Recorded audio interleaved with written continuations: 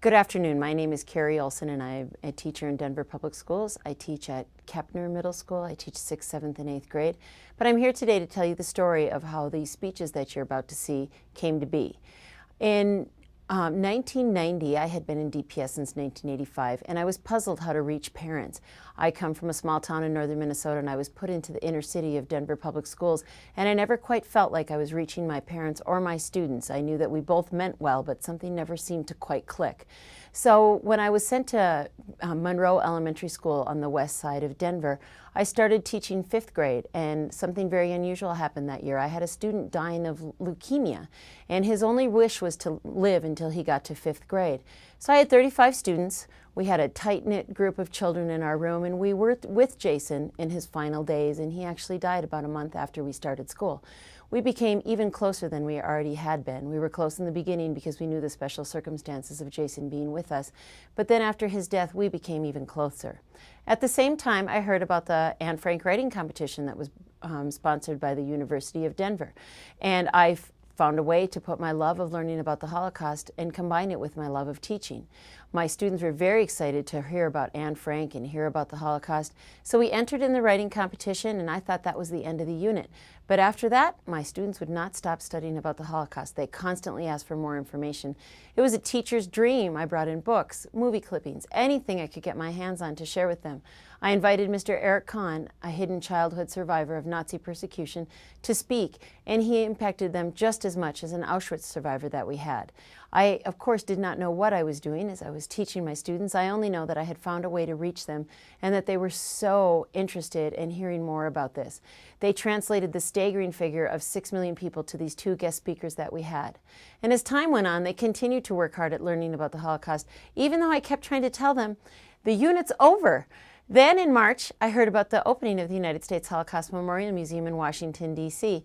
And what happened after that is only what I can be described as a calling by God.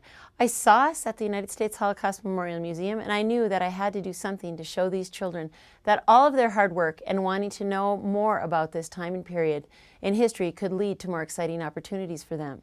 They had such a thirst to learn more. But by now it was late March of our school year, and school was out in June, and I had to get approval from our school's collaborative decision-making team, and then I had to raise all the money to take 35 students to Washington, D.C. I talked to a few parents who were very interested in doing this with their students, and some of the teachers didn't think it would work, and at that time, neither did the principal, but I had faith in my students and my parents. I'll never forget the first parent meeting that we had. All these parents were packed into my room. It was absolutely amazing. Here were parents from a low socioeconomic area who weren't used to organizing themselves to work for their children, and some who weren't comfortable in school setting, but they were all there because they wanted to make the trip happen for their children. After that meeting, we worked hand in hand every day for 6 weeks to make this trip happen. I got to know the parents and the families in a way that few teachers ever get to. Although it was a difficult task, we shared the work, the fun, the glory, and of course the tears that are a byproduct of making an intense effort like this happen. We went to Washington, D.C. It was an amazing experience. My students saw all the sites that they had studied about, and most importantly, they saw the Holocaust Memorial Museum right after it opened. That summer I went home, tired, happy, but I started to reflect on everything that had happened that year. And as I reflected on the planning, the fundraising, and the traveling, I realized that we had found a way for families, students, and school personnel to work together to provide that much-needed connection between home and school, especially for families who otherwise would not have interacted with school personnel in the way that we did. I also saw the impact of studying about the Holocaust and what it had on the children. My students saw racial prejudice every day in Denver, and many had experienced it firsthand. Every year since 1993, a group of inner-city youth has traveled to Washington, D.C. I'm fortunate now to work with a group of teachers who share the same philosophy and who assist in planning and fundraising for these trips. And we now also have KEEP, a board that supports our work. It's a nonprofit organization headed up by Jack Thompson that helps raise money for our students so that they can earn part of their trip. In March of 2003, we broadened our scope to our first trip to Europe for 8th graders. Of course, when I asked them where they wanted to go, the Anne Frank House in Amsterdam, the Netherlands was at the top of their list. This trip was a resounding success, and we have repeated the program every year since. The Europe trip has proven to be a powerful way for us to continue to working closely with our middle school students. Many students who come with us to Washington, D.C. in 6th grade return as enthusiastic participants for an educational adventure to Europe. Some, clearly inspired by their trip to our nation's capital, begin raising funds for their European trip as soon as they return home from Washington, D.C. I feel blessed to be accepted as I am by the families and students of the Westwood neighborhood in Denver who have allowed me to teach them about the Holocaust for all these years, and for being open to hearing about something so far removed from their reality and being willing to learn whatever I put in front of them. As you will see from these speeches, they have integrated the questions asked of them during their Holocaust studies and their lives to redefine their own humanity. As they have found parallels between their lives and others with the common thread of hatred and violence they see daily, they have reacted with a commitment to act against the persecution of others. Their dedication to understanding and respecting others has given me such hope for future generations. The families who have supported their children and myself as we have learned about the Holocaust and traveled to places farther away than they ever dreamed possible.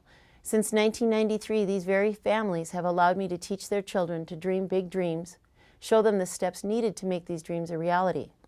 They invited me to their homes, baptisms, birthday celebrations, quinceañeras, weddings, and funerals in a way that continually moves and surprises me. They have taught me about their children and allowed me to teach them. As Dr. Karen Sean, who was a professor at Yad Vashem in 1994, once told me, you can't be the same person in the world, in your head, in your heart, after examining the Holocaust. The Holocaust has seeds of every question that every human being must answer to be called a human being. You must decide the answers. I think you will see that these students have begun to wrestle with these questions and answers when you hear their speeches. They have become transformed by what they have learned, and they have taken responsibility for their learning in ways I never dreamed possible. When I teach about the Holocaust, it is my hope that my students will begin to understand the complex topics of what it means to be human and be transformed by what they learned. In the words of Virginia Boxman-Sia and Ron Richard, as teachers, one of our greatest dreams is that over time our students will understand the importance of the topics we teach and come to care about as passionately about these topics as we do ourselves. Toward that end, we strive to help our students grasp the complexities of our subject matter and use the information that we share with them in meaningful and creative ways. We work to ensure that students will engage fully in mastering the content of our lessons in thoughtful and personally meaningful ways. As our reward, during our most effective moments, we get a glimpse of our students being deeply transformed by their learning experiences in a way that facilitates their becoming full and active participants in the world today. We know all too well that teaching for understanding and transformation is not an easy endeavor or one to be taken lightly. Such teaching requires not only the selection of important and worthwhile topics, but also the crafting of instruction. Teaching for understanding will take our students deeply into the topics in a way that challenge misconceptions and move beyond stereotypes and avoid superficiality. Teaching for transformation touches the core of who students are and who they will become as individuals.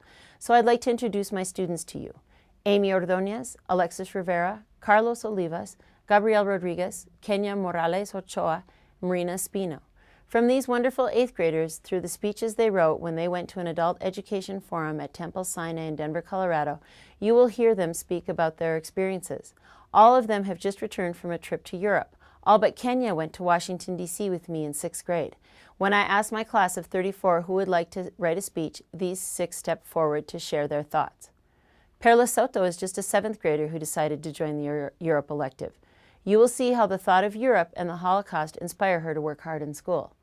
Through my 6th graders, Savannah Ortega and Vanessa Acuña Garcia, you will hear how these bright young girls have integrated their beginning lessons on the Holocaust into their lives after seeing the United States Holocaust Memorial Museum. I hope that you find their speeches as inspiring as I do. Thank you.